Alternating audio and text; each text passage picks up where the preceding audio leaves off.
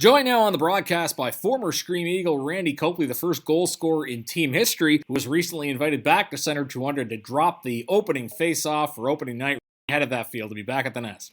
It was a pretty good feeling, actually. I hadn't been down to an Eagles game in a number of years. It was pretty cool to see some of the familiar faces down there, and to be part of the crowd again was kind of a neat experience. Now, some people would see you, Cape Breton player, on the Eagles, might not realize that you were actually part of the franchise before it moved to Cape Breton. How did you end up with the Granby Predators? I was drafted second round by the Predators. I played my midget hockey with the Bulldogs in Antigonish and was picked up in the draft and played 1 year with the Predators.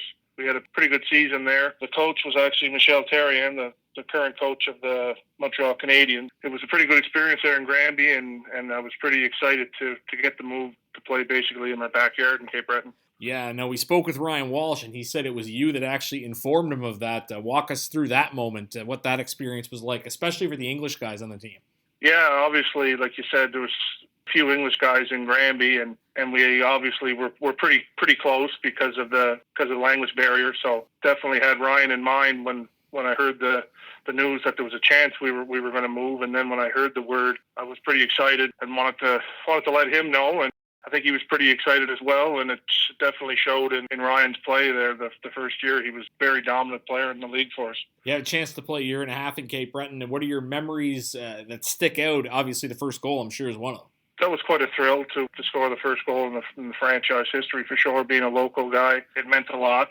The family and friends being part of it was a big thing for me. You know, like played a lot of my hockey away, like the previous year in junior, where your family and friends would get to see you once in Cape Breton and once in Halifax, where they could be at all. You know, my parents pretty well were at every home game, and they'd make the trips to Halifax and stuff. And along with a lot of my friends that I grew up in school with, would make the trip down to Sydney. That was pretty important and instrumental in having a good experience there with the Eagles. Of course, you played at other places in the queue as well, played in Rand and also on the expansion Montreal Rocket. Talk about that experience, especially playing for a first-year team.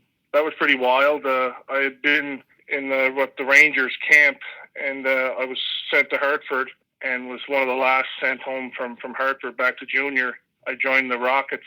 They were probably about 8 games into their season by the time I landed back. So it was kind of odd. You know, I hadn't got a chance to meet.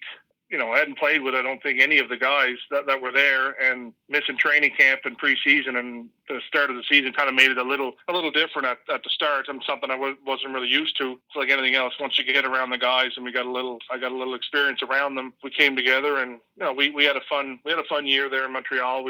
You know, like any expansion team, you have some growing pains and stuff like that. But overall, it was definitely a fun experience playing with the Rocket. Touching on something you mentioned, getting drafted by the Rangers, there actually used to be a segment on Hockey Night in Canada called Future Watch, and I remember you were interviewed for that. Do you remember that, and do you remember much about Rangers camp? Did you get a chance to play with or against Wayne Gretzky? I do remember the segment there.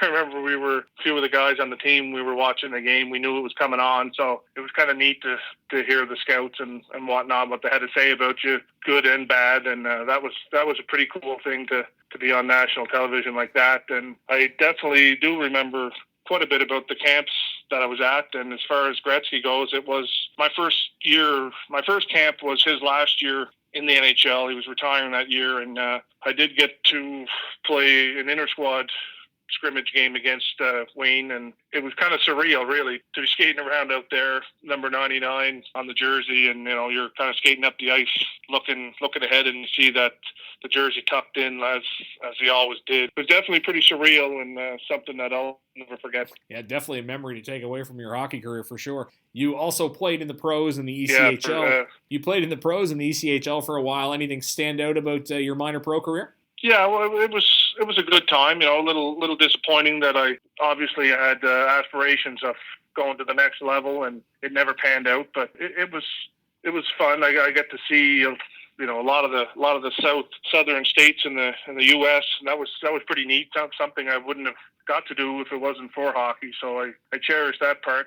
Playing, you know, in places like Mississippi and Arkansas, places that I would live to be 100 and probably never visit. So that was cool to see a different way of life down there, and it was definitely a great experience. Finally, I'll ask, what does Randy Copley do now that your hockey career is over? I work out in Alberta along with a lot of Maritimers out in Fort McMurray and back and forth to there in the oil fields. So that's what I'm up to right now. Yeah, a story a lot of Cape Bretoners can relate to, and they'll remember you scoring the big first goal and scoring many goals for the Eagles. Thanks for doing this, Randy. Best of luck going forward. Thank you very much.